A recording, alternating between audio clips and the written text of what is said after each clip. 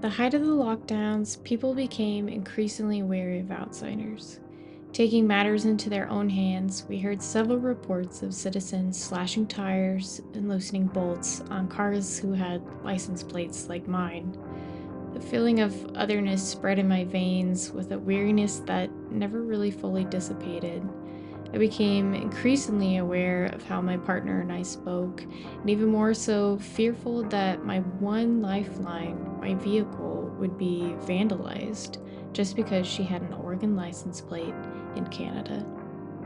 This feeling deepened when a neighbor, noticing our car and our presence in the row of condos, proceeded to take out his anger on us, spouting questions of why couldn't we return where we came from, even with the border closed. And I know this is only a fraction of what others experience. So I've held versions of myself to adapt, to ensure my voice is just soft enough to not catch attention. I did this before, back in the 2016 election in the United States, suddenly became a topic every stranger who noticed my accent wanted to debate on. And it's hard to feel like you are the one representing an entire country that is so vastly diverse. In many cases, people didn't have kind things to say about my home country, even while fully ignoring the issues of their own heritage. So I learned to stay silent. When I returned to Oregon, my mother noticed I was noticeably quieter, and I never said why.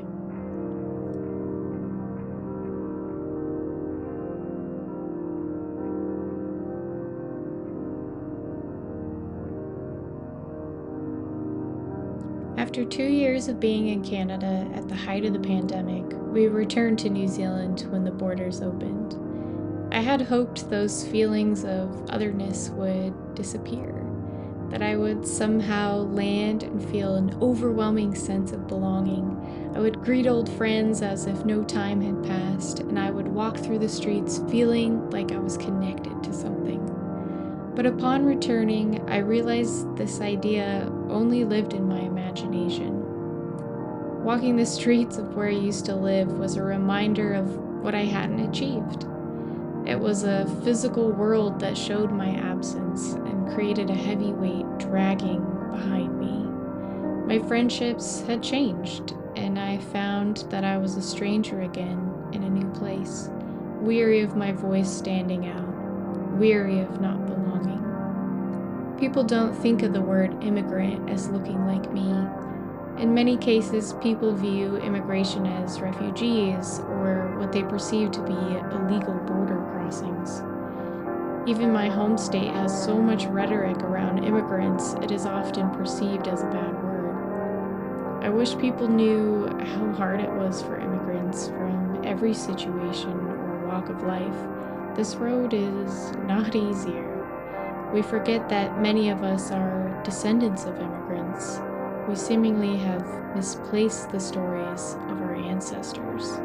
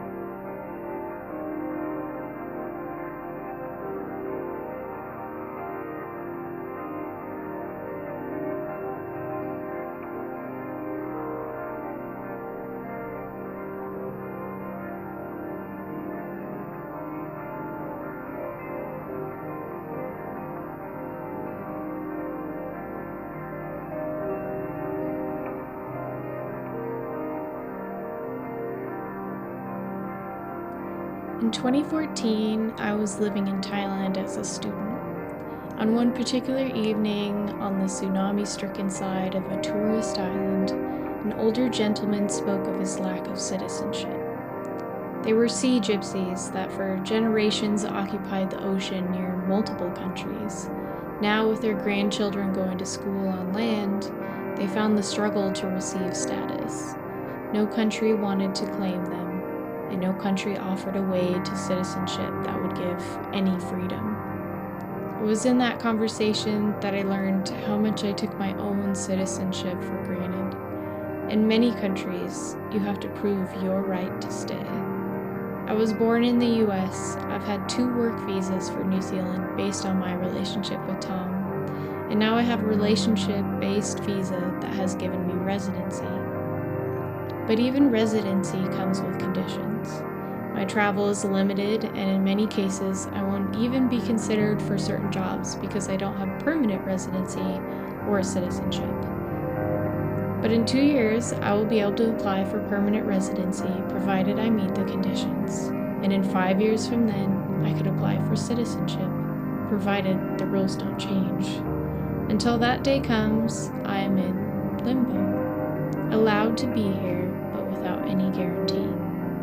I recognize that I'm lucky because New Zealand offers easier pathways to stay with the person you love, and I'm fully aware that not every country grants this privilege.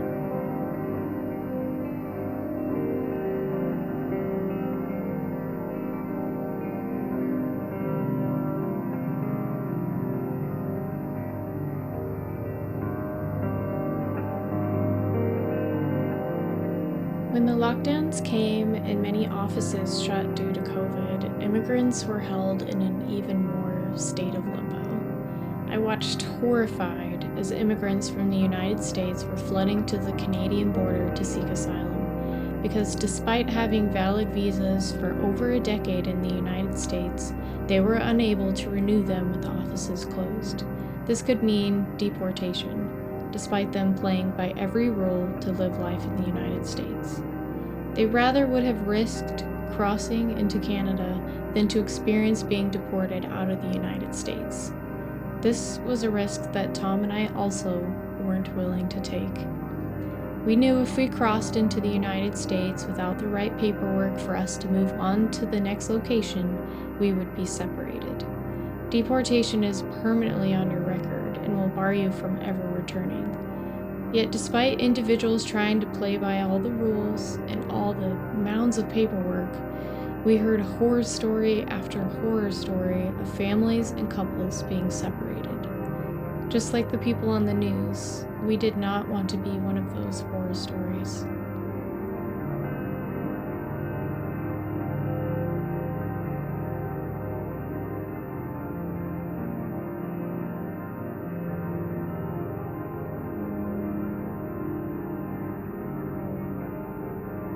Every immigrant holds this image of home, full well knowing that it will be different when you return. When I return to my parents' house, my brain still conjures up the old Douglas fir that towered high above the house all throughout my childhood. Yet it no longer exists there, but my brain thinks it should. This same concept applies to the optimism of moving to a new place. We have an image of what it will look like, of what we will do in this brand new space of living, but that too is just imagined. Immigrants have a past, but no future with uncertainty at every corner. What should be here? What should I be here?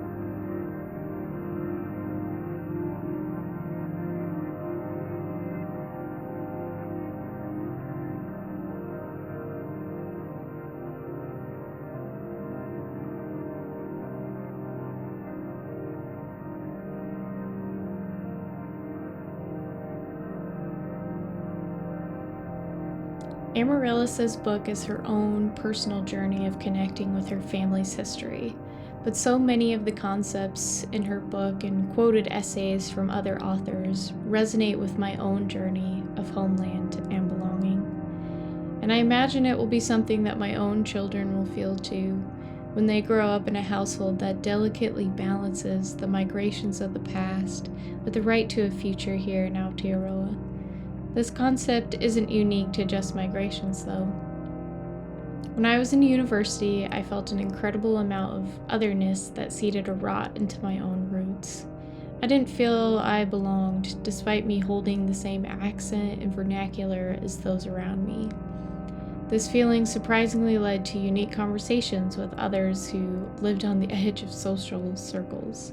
In my years of travel, these characters who never feel they belong often find one another. We don't belong to the space we occupy or the community we are in, despite perhaps wanting to at times. We feel simply adrift. I'm not sure if this feeling is deep-seated into our bones. I didn't feel adrift as a child. My mother made sure I was tethered to the feeling of belonging. In fact, when I'm feeling the most adrift and uncertain, I do what my mother did. I bake, and I make hot chocolate. Because that's what she did every time I came home in tears, or when she picked me up from university as a crumpled mess, feeling defeated and connected to nothing. Amaryllis talks about Motherlands as a distant longing, but sometimes the only belonging or guarantee we get are from those around us who love us. I'm not sure I have an answer to the feeling of belonging. At one point, I wanted to chase my ancestry to Europe to maybe find that answer. I thought maybe if I knew their names or the land that they lived on, that I would find this sense of belonging, that I would walk into an area and just feel an overwhelming sense of connection. But in reality, we get to those spaces and we're even more disconnected from it. And I wish that my ancestry had carried stories that would bring me solace now. But I think the idea of belonging is something of a journey that we have to find our own answer for and our own definition. And I'm still on that journey.